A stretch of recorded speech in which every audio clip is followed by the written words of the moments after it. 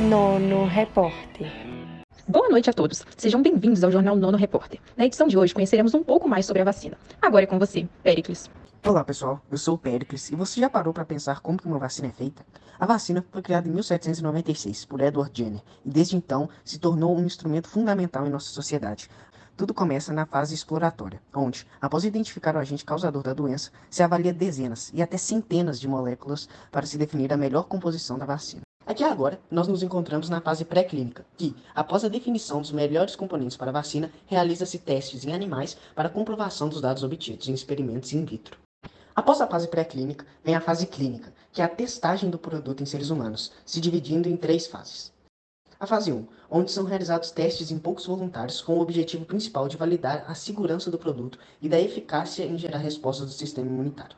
Logo depois, a fase 2, que se analisa mais detalhadamente a segurança e a eficácia usando um grupo um pouco maior que inclui alguns pertencentes do grupo de risco. E, por último, vem a fase 3. O objetivo é testar a segurança e eficácia do produto, especialmente no público-alvo a que se destinam.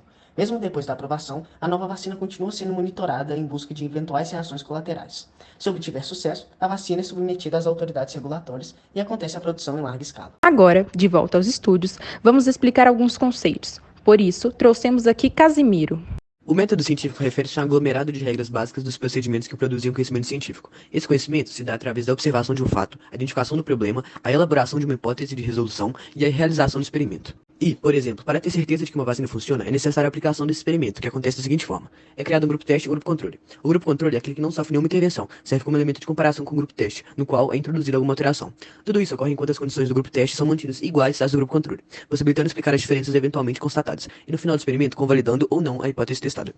No caso do processo de criação das vacinas, o grupo de pessoas em que a vacina seria testada na fase 1 seria o grupo teste, enquanto o grupo controle seria um grupo de pessoas da mesma idade, mesmo sexo e mesma rotina. Para que isso ocorra é aplicado o placebo, um procedimento que não traz efeito algum para o organismo. Ele apresenta efeitos terapêuticos devido aos efeitos psicológicos da crença do paciente de que ele está a ser tratado. O emprego do placebo é chave em testes para avaliação e desenvolvimento de novos medicamentos, procedimentos e terapias, porque funciona como base de comparação. O Brasil é um país referência quando o assunto é testes de vacina.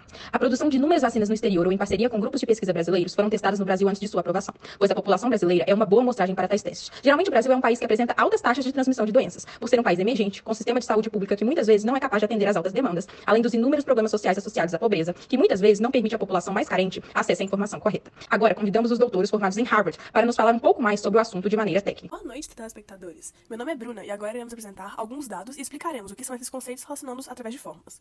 A imunidade de rebanho se dá através de um cálculo utilizado por epidemiologistas e infectologistas para determinar a porcentagem da população que precisa receber a dose de uma vacina para que todos os indivíduos fiquem protegidos de um vírus ou bactéria, mesmo aqueles que não foram imunizados por algum motivo. Em resumo, é tanta gente com as defesas levantadas contra um agente infeccioso que ele não consegue encontrar aos poucos hospedeiros ainda suscetíveis e, com isso, sua circulação cai consideravelmente. A facilidade com que a doença se espalha é medida usando o número de reprodução, chamado de R0. Isto é, o número médio de pessoas que pegam a doença de uma única pessoa infectada. O R0 para a Covid-19, por exemplo, é estimado entre 2 e 3. A gripe, em comparação, tem um R0 de 1,3, enquanto o sarampo tem um R0 de 18. Com isso, é permitido calcular a porcentagem mínima de indivíduos imunizados necessária para proteger toda a população, pelo fato de terem contraído a doença ou estarem vacinados. Essa condição, conhecida como limiar de imunidade de rebanho, é calculado da seguinte maneira. 1 menos 1 dividido pelo R0, tudo isso multiplicado por 100. Para o SARS-CoV-2, usando um valor de RO de 2,5, essa proporção ficaria de 60%. Assim, 120 milhões de brasileiros teriam que estar imunes para alcançar uma imunidade de rebanho que protegesse toda a nossa população. De maneira simplificada, o patamar da imunidade coletiva depende do número básico de reprodução. Assim, o ponto inicial da imunidade coletiva, o HIT, pode ser calculado como uma função. R0, HIT é igual a 1 menos 1 dividido pelo R0. Esse patamar mostraria a proporção crítica de pessoas a serem vacinadas. Isso assumindo que a efetividade vacinal seja de 100% para se atingir a imunidade de rebanho. Atualmente, o R0 da Covid-19 é de, por exemplo, 1,04.